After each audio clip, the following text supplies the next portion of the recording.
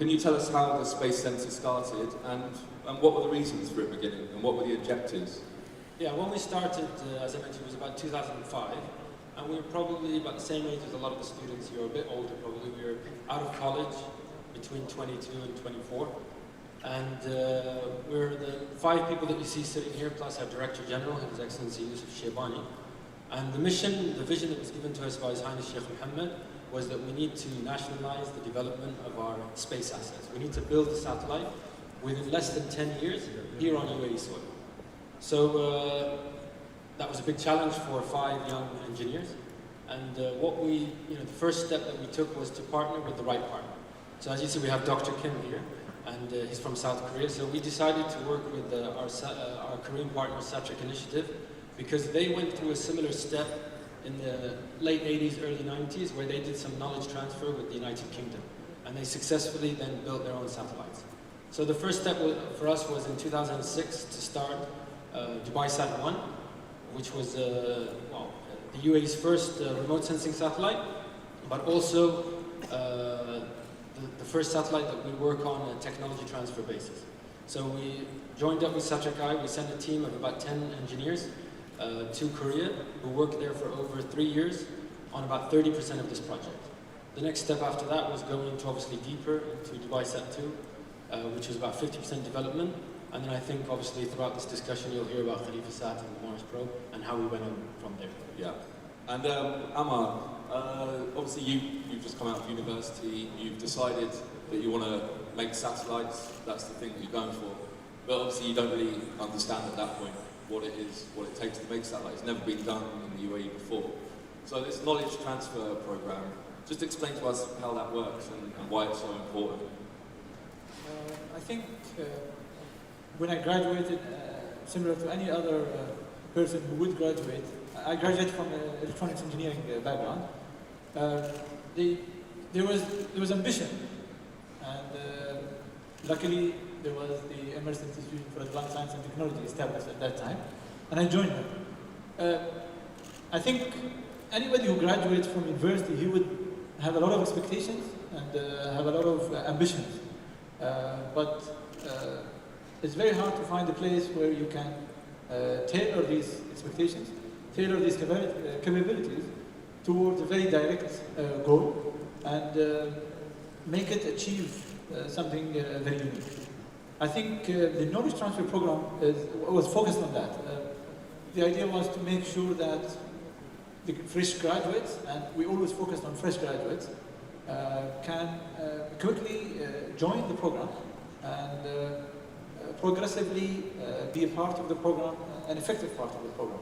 So what we did was to make sure, first of all, to have an experienced member of the project working with these fresh engineers, and it was one-to-one development. And after that, it's really the chemistry between these two, and the ambitions, and I would say the desire from the engineer to learn. Yes, we did dedicate some engineers. For example, if you are a mechanical engineer, you will be working with an expert in mechanical engineering. But what we noticed is, as the engineers joined the project, they just did not want to be only focused on one aspect. And we noticed one guy running from one engineer to the other engineer, to the other engineer, to the other engineer. So yes, there's a program that was set, and it was very effective.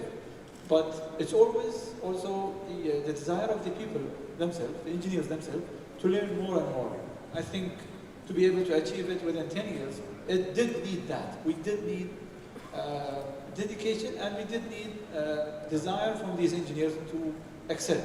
I think we have very great examples of such engineers, and now they are becoming leaders in the projects and in the center itself. I think they will continue learning. I mean, I think, yes, knowledge transfer is a program, but honestly, just after we left South Korea and came back to Dubai, we noticed we do have to learn more and more. And that's the second phase of, I would say, knowledge transfer, which is learn by experience, or you can say, take on challenges and do things on your own. That's another I would say, knowledge, not transfer, knowledge increasing or knowledge increment to the people we have. More like the management kind of side of it, I suppose, rather than the technical, building the satellites. More about how to manage teams and how to really hit these objectives. Is there? The good thing is, just as we came back, we noticed that there's a lot of young engineers, young fresh graduates who want to join also the center, and that's maybe some of the people here will also eventually join. Sure, they all want to. And that's where we started our own technology transfer program. So our experienced people who are experts in different engineering fields started to share this knowledge with the new people. Okay, and this is also Dr. Kim. This is where you come in. You are the man that taught these young Emirati engineers kind of the first steps on how to build a satellite. Just tell us about your company, Satrek Initiative. Our company, Satrek Initiative, is a South Korea-based company, which is specialized in building small Earth observation satellites. And we have been working in this area about 25 years now. And the UAE and BRIC is one of our the most important partners so far. And we have been developing a few satellite projects transferring the knowledge to the Emirati engineers. And I gather, actually, to learn about developing satellites yourself, you did a knowledge transfer program in the UK. Yes. With all the rain. As Salah mentioned before, we have been through the similar phases as technology transfer program before. But unfortunately, not many countries are so successful in digesting the transport technology, real technology. Maybe South Korea is the first case, and I believe that UAE is the second case. You can bring a horse to a river, but you cannot force him to drink. But I believe that the young Emirati engineers are the well-educated and trained people. They joined our team, so they could drink water very well. Can I add something to that? I think we get asked internationally a lot, how we are continuing our knowledge transfer, or how we were successful in this with our South Korean partners. And one thing that we always say, it's not something that you can write down in a contract and say, I'll be given 1, 2, 3, 4 as documents, 5, 6, 7 as technology, and 6 engineers working on this. That doesn't work that way. So it's more of a 10-year relationship of getting to know the people, the engineers on the ground one-to-one, as Amar mentioned. They have to get to know those people, work with them for a long period of time. So I think the human factor is the key success criteria for a knowledge transfer, or a successful knowledge transfer program. Here's the other kind of challenge, I suppose. Moving all the way to South Korea, a completely different culture, so far away from home, and also being so young, but also having to learn a whole new kind of discipline. And Mohammed, I'm going to come to you. What was that like? How hard was that? Yeah, at the beginning, when we moved to Korea, it was Salam, Amar, and Imran, myself. So when we moved to Korea, it was a big change. It was a cultural shock for us at the beginning. We felt like, okay, there's a new challenge. We have to adapt to the challenge and adapt to the food and the culture there. But with time, we realized that the culture actually is quite similar. They have a lot of similarity in the culture between the Korean culture and the Marathi culture. Of course, as Salam mentioned earlier, we were mentored by Korean engineers. So at the beginning, we had engineers actually sharing the knowledge with us, at the same time sharing the culture with us. Of course, with time, living there for years, we realized that those small aspects at the beginning of our move to South Korea was actually the core of our capability and our adaptation to the culture in South Korea and to any other country in the world. It really taught us how to be men and stand on our feet.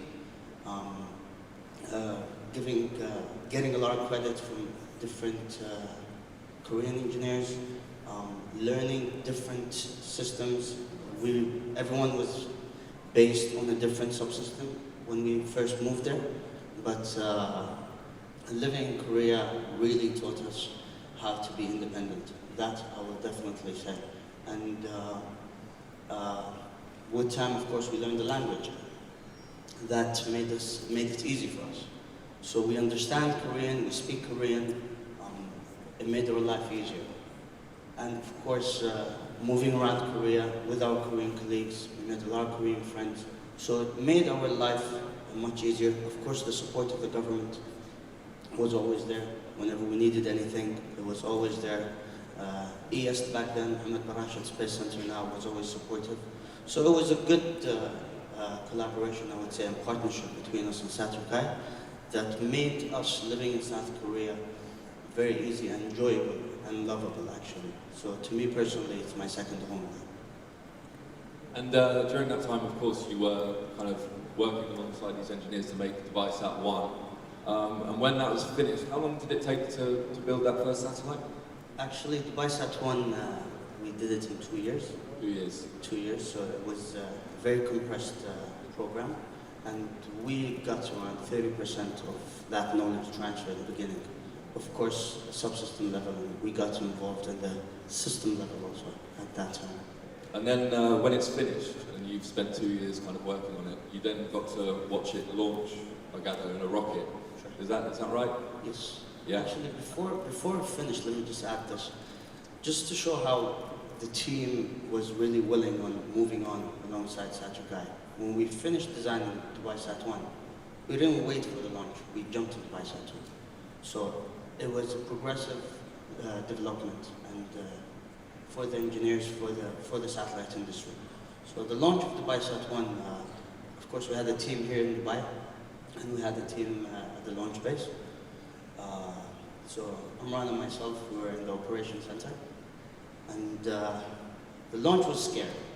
In the first launch, and after a lot of progress and years of learning how to build a satellite, so I would say it's one of the highest risks, because once the rocket takes 11 minutes, 10 to 12 minutes to reach its orbit. So it's very risky. You don't know if it's going to eject right, if you're going to get the signal on time, and if the satellite will actually turn on. So it was very scary, and maybe Omran can add to that later, that it was a big celebration. Yeah. So jumping, hugging, and seeing something that you've kind of had a part in actually working outside of the Earth's atmosphere must be quite an amazing feeling, Omran. I'm coming to you now. Yeah, what is that feeling like, you know, when you've worked for so long and you know that it's working up there? Just describe kind of how good that is. So I have to say it was a very, very nice / stressful / painful experience, you know. It's a moment of pride. It's a moment when you actually, it's basically, that's when you test what you built. Does it work, yes or no? You know, so you have 2 years of work that went into it. A lot of effort went into it. You wait for the launch, and then a single mistake within the launch, you could just lose the mission, you know. But then after the launch is successful, that's not the end of the story. You wait for the first contact, which was the case with us. So Salim and Amr were actually in the launch site, and as Mohammed mentioned, him and I were based in Dubai waiting for the first contact. It was very stressful. I mean, till this day when I remember that time, I mean, it makes me happy, but I remember the stress. So it's basically because the satellite, when it first gets detached from the launcher, it's tumbling, it's not stable. And it takes some time for it to get stable. And that affects the communication. So, and you should point your antenna towards the spacecraft and try to sort of lock the signal. And that takes some time. I remember the first time we tried, it was at a very low elevation, so we had a very small time frame, or like a window, to try to communicate with the spacecraft. And at that time, we couldn't make it because it was just too short of a time. It was 2 minutes or 3 minutes. And I think it was 12:30 a.m. around that time. The whole team was like just waiting. We tried the second time, it didn't work. Got to panic. Oh yeah, but then I remember I think it was Dr. Lee and Dr. Kim. They were both there. They told me, Omran, actually, according to our plan, we should be able to communicate with the spacecraft at 9 a.m. The first contact because we have enough time, and by that time the spacecraft would have stabilized. So, but then I remember we sat there, we're like, okay, should we go home, get some rest, and come back by 9 a.m. and try, or should we just go for it and try to get another sort of contact? And it was like the last sort of chance for that night. So we went for it, and I have to say, the moment we saw the first signal, we're all shocked. Like there was like a moment of silence, you know. And then we're like, "Is it actually the spacecraft?" And then the moment that one of the engineers said yes, the whole room just people started clapping, hugging. It was like, I have to say, it was a good moment. Like scoring the winning goal in the cup final. Then you had obviously DubaiSat 2, which kind of started working straight away. Salam, I'll come to you for this. Explain to us about DubaiSat 2 and how that really helped you kind of develop your skills, but also put UAE a bit more on the map for kind of remote sensing satellites, especially because it's quite an advanced one, isn't it? Yes, definitely. So with DubaiSat 1, as has been mentioned, you know, we had a smaller team, about 8 to 10 people, who thankfully are all leaders in the space industry today. With DubaiSat 2, we decided to continue the progress, but we did a bit of, we had to do it a bit differently. So what we did was we started from a blank page, a brand new design for a very highly advanced Earth observation satellite. And then we brought in a team of between 20 and 35 engineers to participate on developing this satellite. Some on a knowledge transfer basis because they were new. They would learn either from us or the South Koreans, and some who worked on DubaiSat 1 would bring their experience in developing this satellite. So this was another step. So if, as Mohammed mentioned, if we developed or participated in the development of 30% of DubaiSat 1, DubaiSat 2 went up to 50 to 60%. And on a brand new design, which took us between 5 and 6 years from paper to launch. So that's a significant amount of time, and I think this is really what we can say in that program is where our knowledge was, we can say, reinforced. It really pushed the development of the center to the next phase and gave us that core team. And I think that core team now is the team that is developing, or at least is a core part of the development team of Khalifasat, and is also a core team for the development of the UAE Mars mission. And so after you'd finished that satellite, you were kind of ready to come back and go it alone. Dr. Kim, I'm going to come to you. Did you have any final words of encouragement for them? Any last second advice before they came back to try it on their own? I could read some kind of mixed feelings from their eyes. I can feel the passion and challenging. At the same time, I could feel the worries and the fear. It's kind of mixed feeling because I have been through the same feeling when I was a young engineer.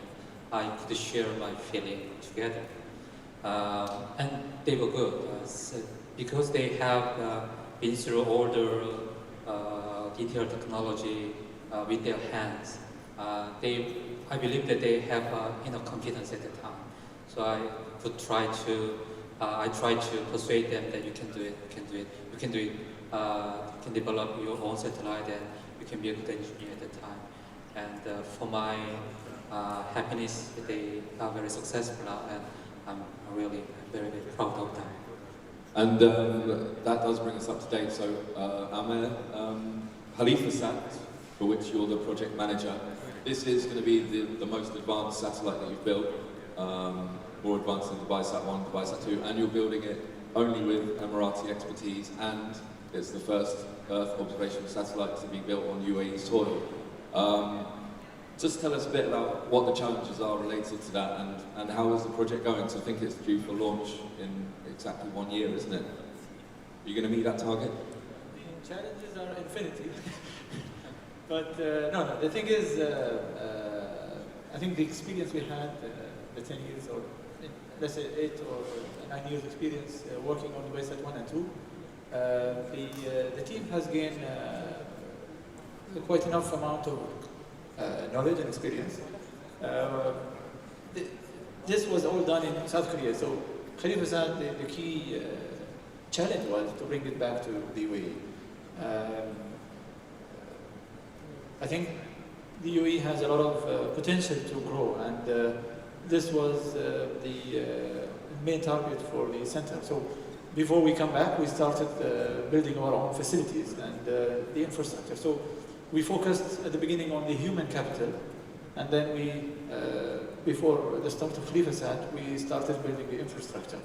And that's what we did in the center. And now we have the space labs, and we came back. We started working on Khalifa and the usual happens, the unexpected things. And where is that thing? Where is that tool? Where is that software? Where is that machine? Why is this not working as I designed? What happened here? Why is this guy not wearing his gloves? Everything happened. So I think that's just a continuation of knowledge growth. And we faced a lot of simple mistakes, and we faced a lot of unusual mistakes. We have a lot of mysteries in our logs. This thing happened, the reason unidentified. So we just go on, you know. So a lot of unknowns happened, and we did our best to manage these challenges. And I'm happy that we have achieved this point, which is we are doing the actual flight model now, and we have done all the manufacturing, and now we are ready for the integration. And we are ready for the testing, actually. It was a very tough and challenging experience. I think we have a lot of lessons learned, and this will be the future. I mean, if you do it yourself, you will notice all these small or even sometimes big unknowns, and you try to avoid them the next time. And I think the trend is, if you make a mistake, normally you have to learn from it. And I think making a mistake is the right thing. So that's what we did, and that's the challenge we took, and I'm happy that we have achieved this point. Lovely. And Omran, the other big mission that we have going on at the Space Centre at the moment is, of course, the Emirates Mars mission, for which you're the project manager. I know tomorrow you're going to be giving a more in-depth presentation, and also in the break after this you're going to be doing a bit of a Q&A over there with some of the students. So if anyone wants to do that, by the way, it's just at the back. But just give us a quick overview of the Emirates Mars mission and kind of what the objectives are and how well is the mission going at the moment, because it's only 3 years until the launch date, isn't it? Yes. Emirates Mars mission, it's on track as per the schedule, and we're moving forward with the development of the mission. We've completed the design phase, and we're going into the manufacturing of the engineering models for the mission. So just to speak about the objectives, this mission has a lot of objectives. I mean, some of them were as mentioned by Dr. Hamid Al-Ahbabi, and also maybe some of you are familiar with the scientific objectives of that, but I'll go through it step by step. If you look at it strategically, from the strategic point of view, His Highness Sheikh Mohammed bin Rashid, his vision for the mission was basically to use it as a way to inspire the young generation to go into science and technology. This region, more than 800 years ago, used to be an active region when it came to generating knowledge, contributing to humanity. The moment we stopped doing that, the whole region started moving backwards. If you look at it currently, I mean, around us, surrounding the UAE, there's a lot of countries with conflicts. So the objective of the government was to send that message to the youth within the region, that the UAE, a small country like the UAE, is able to reach Mars in less than 50 years, then you, as Arab youth, can do much more for your countries, regardless of the challenges. And it's about basically making the youth think in a positive way, think about the future. We are talking about a region that has a lot of youth, more than 200 million youth. There's a lot of potential there. If we did not utilize this potential, we'll either lose them or they'll be used in the wrong way. So from the strategic point of view, that was like one of the objectives, to send that very strong message to the youth of the region, to basically not to give up and try to move the region forward and be active sort of contributors to generating knowledge and giving back to humanity. You don't have to pay money to give back to humanity. You can always give back through knowledge and so on, many other things. The other second strategic objective that was set by His Highness was basically the post-oil economy. If we're talking about the post-oil economy, we need to talk about an economy that's sustainable, that's knowledge-based, that's based on science and technology. If you want a sustainable, knowledge-based economy, you need to have a very strong and established science and technology sector. Within the UAE, the government has invested a lot in developing its engineering capabilities, from the initiatives, from the projects, and even our previous projects, they were more focused on the engineering side. However, His Highness' vision was basically, let's complement that. We need to have the scientists. The scientists are the ones who come up with the new knowledge, and the engineers are the ones who use that knowledge to develop new technologies. They come together. So we thought that this mission would be a good catalyst for that, a way to inspire the young Emiratis and the young Arab youth to go into science and technology and build the sector within the UAE. Now, if we go into the scientific objective of the mission, of course, so basically, one of the requirements that His Highness put for us was that we have to come up with a mission that is unique. So we shouldn't do something that's been done before. We have to give back to humanity by bringing new knowledge. And basically, we have to work on developing the mission. Based on the research that the team did and the studies that we did with our partners, the recommendation was to study the Martian atmosphere. So the Emirates Mars mission is going to be an orbiter that's going to orbit Mars, and it's going to study the relationship between the lower atmosphere and the upper atmosphere of Mars. So this is the science objective of this mission. And of course, one of the biggest objectives that he put for us also is to reach Mars before the 2nd of December 2021, which is the UAE's 50th anniversary.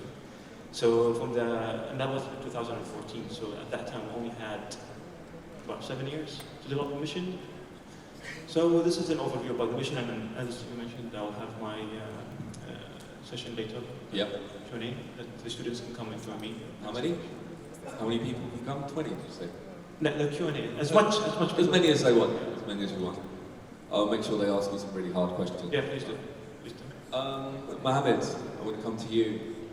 Working in the space sector, and especially working at the actual Mohammed bin Rashid Space Center every day, what's that like? Because a lot of us wouldn't know what it's like to work in space, but obviously none of us do except for you, really. But explain to us what it's like going in every day and taking on the challenges of kind of driving the UAE space sector forward. Working in the space sector is something very interesting, I think, especially in the center. As Salah mentioned earlier, when we first started, we were 8 people in Dubai Sat 1, 8 to 10 people. And then gradually we started increasing. So obviously the culture started changing. But we managed to adapt a healthy culture in the center that is focused on science and technology and development and engineering development. The atmosphere of work is fantastic.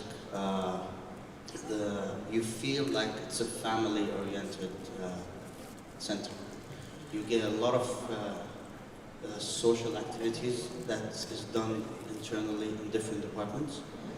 You get people that became actually from living abroad, like brothers, and gained a lot of friends, whether it's any gender. Of course, in MBRC, the daily activity, of course, the usual. We come to work. We have this beautiful courtyard that we have breakfast together. And it's constant meetings, of course, for the higher management, and it's constant work for the engineers and for the admin side, of course. So living inside MBRC, it's just like going home. For me, it's the same thing. I have commitment and I have obligations at home. I have the same thing at the center, and I'm sure most or all employees at MBRC feel the same way. Because once we go there, it's work. And when it comes to work, we usually have this synergy between us. We don't really hide stuff from each other. We share most of the information at the center. We work after hours. We work day and night for different missions. For example, the Mars mission for Khalifa Sat, and for our other projects. We don't have this complaint that, okay, I'm working extra hours now. Actually, the engineers all the engineers and the employees at MBRC from the admin side, whenever you need something, they try to accomplish it and accommodate it. So in general, I would say, or in specific, that it's a family-oriented center. We feel like we're home when we're at the center, and being there from the start, I realized like, okay, we were young back then, and now I see the younger generation coming in. I see them learning really fast. It's not only from our experience, it's also from the universities in the country and the high schools in the country that the education level is improving in the country. So this also helps us give them the know-how technology transfer even faster. So they adapt to the projects faster, which makes us put them in multiple projects or focus on a certain project and then be capable of moving them to other projects. And sometimes some of the engineers come in and they come up with new ideas, which shows that the center actually have unique and excellent engineers. So really we thank everyone in the center for helping in having such a culture and such an amazing environment to work. And Salim, what opportunities are there in the future for the Space Centre? Because obviously, you know, you're not just going to stop with the Mars mission. There's going to be more and more missions coming, probably more ambitious missions. That's a secret. Sorry. No, I'm kidding. There's a lot of opportunities. So, as we mentioned, when we started, we had 10 engineers about nearly 10 years ago. Currently, the center has over 170 employees. The majority of these people are under the age of, I believe the average age is about 27. So a very young, dynamic team.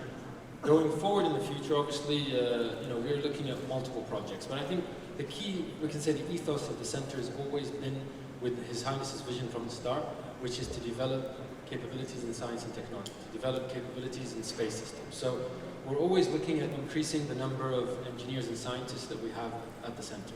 And with that, obviously, there have to be interesting and innovative projects that will attract this young generation, these very smart people that are coming in, to first of all attract them to come to the center, and also to keep them there, of course. So His Highness in his last visit in November wanted us to increase the number of employees to above 500. So this is a big challenge that we have now, and obviously we have to do that through innovative projects. So I believe, currently we have ChalifaSat being launched next year. We also have some small CubeSats that are being launched in the coming very soon. We also have the Mars Probe. Going forward, we announced a project a couple of months ago, which is the UAE's first satellite dedicated to monitoring the environment. So as Umran mentioned, you can give back through knowledge, you can give back through many different ways. Having a satellite that is monitoring the environment on a global perspective and giving back, that's very also significant for the country. So I think, as I mentioned, there's a lot of projects that are coming, and we're currently thinking alongside our partners in the UAE Space Agency, what's next after Mars, what's next after ChalifaSat, and I think we'll announce those shortly. Great. I've got a few questions from Twitter using the hashtag Project Space. Don't forget you can send your questions in as well. So let's ask a few of these. How do you think the public interest in science and astronomy is best described at this point in time in the UAE? So do you find that there's an elevated interest at the moment in kind of science and space? I think everybody can answer, but from my perspective, especially with the launch of the Emirates Mars mission, I think there's been a marked increase. I would call it a boom. It's a real boom in the interest in generally science and technology, but specifically space and planetary science. So all the youth are very much interested in our Mars mission going forward. And I can say as a challenge, the first 10 years, it was more of a challenge for us to get people involved. It was more difficult for people to get, okay, what are you guys doing at the center? How do these projects work? Me as an engineer, how can I participate? Or me as a graduate? With the Mars mission, the excellent team that we have and the outreach activities that they're doing, I think honestly that's been smashed. And now we are, getting 500 times the amount of people that want to work at the center and that want to participate in our projects. But I think Imran could probably add a bit more on that. So definitely, as Salim mentioned, we have actually we've seen an increase in interest, especially towards sciences. We're talking about schools actually incorporating into their programs things that are more related to space science and space technology. The amount of students who attend our workshops, the space science related workshops, or even the space engineering workshops, has increased a lot. There's a lot of interest. Whenever we go to events, people come and pre-register and actively participate in that. Through the mission also, we were able to inspire universities, or also like show them the commitment of the government towards the science community, in a way that basically helped them start new science programs, which they didn't have before. One of the reasons why they didn't have it before, because they said there were not a lot of job opportunities. You know, scientists had very limited opportunities before, as in like where should they work, either like teach in schools or do a few things here and there in certain labs. But now, no, it's different. You know, there are opportunities the same way that engineers have opportunities, the same way that engineers have a career path. Scientists also have a career path in the UAE.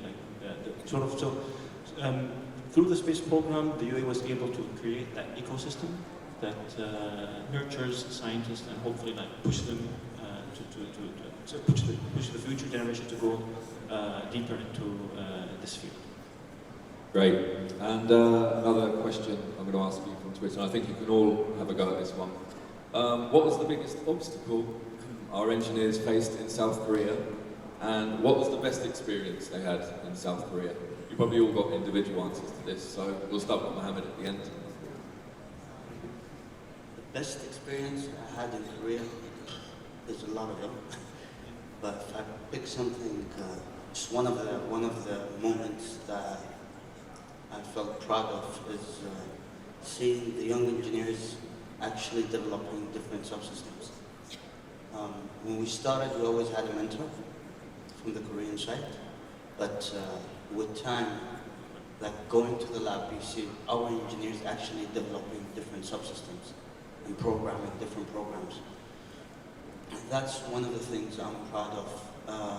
Personally, I'm proud of being involved in all the projects. From the BISAT 1 to BISAT 2 to Khalifa Sat and then to the Mars mission previously. And of course, something that I would have to mention is having great colleagues with me from MBRC and from South Korea. So that's something that will stay with me for the rest of my life. Having my brothers here and my other friends and brothers at MBRC. Actually, this made me a better person. What was the second Challenges? Something that you found difficult? Of course, learning the flight software at the beginning. Learning how to work on the onboard computer and start programming on the flight software was one of the biggest challenges, I would say, as a start of my career. But obviously with time it became easier. Same thing at the beginning when we moved to Korea, it was a big challenge. When we didn't speak Korean, and a lot of the Koreans are shy to speak English. So that was a big challenge for us. But with time, of course, we had friends and family in Satrakai and outside Satrakai, and the communication became easier when we spoke English. Great. Ahmed? When we spoke... I'll just talk about the biggest challenge. Mohammed kept saying the word adapt. And the biggest challenge was the first week we didn't have a power adapter for Korea, and we had to live with the batteries. So that was challenging. I think eventually, we had to, adapt to life there, whether the food or whatever. Best experiences, there's so many, and I cannot specifically highlight one, except for, the place, the environment, the whole thing was an amazing experience. You get to learn a lot about yourself and the world also. So I think the whole experience was amazing. I think from my perspective, probably the nicest thing to see was that, I believe that when we went to Korea, there was a significant amount of risk that we took. I would say more of a risk on the engineers going there, and risking developing their careers and what's going to happen after Dubai Sat-1 and would that be successful. That wasn't something that we're looking at what would happen after the satellite. But if you look at it as going on your career, that could be a significant risk if something failed or if we didn't achieve our objective. So I think one of the nicest things that I saw after those 10 years is that we managed to achieve the objectives that were set by His Highness from the beginning, which was that we bring the development of the satellite back to the UAE. And I think that was, and for me this is still phase A of our technology transfer. As Ahmed said, we're always learning and going. So I think that's the nicest experience. The most difficult challenge for me was eating a certain Korean food which is called kimchi. I'm sorry, Dr. Kim. And just to describe kimchi for you if you don't know what it is, it's basically fermented cabbage with a lot of chili paste that's put into a pot and put underground for 6 months until it ferments. And this is something that it's more like achar, or it's a spicy fermented food. But the Koreans eat it with everything.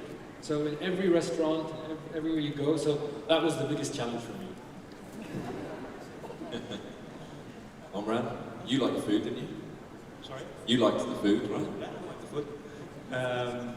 So for me, the funny thing, the best experience and the biggest challenge basically are the same. The best experience was the whole opportunity that I had to be out of my comfort zone.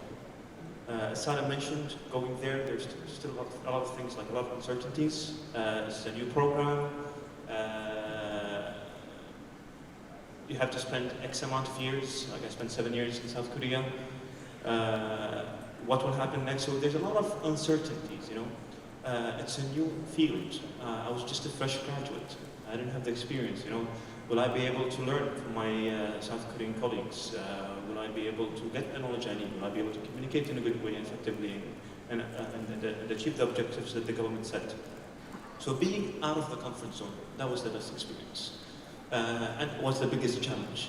And one thing I would like to send a message to all the youth in the room here is that this is one thing that you really, really need to focus on. That if you want to move forward, if you want to progress, you have to be out of your comfort zone.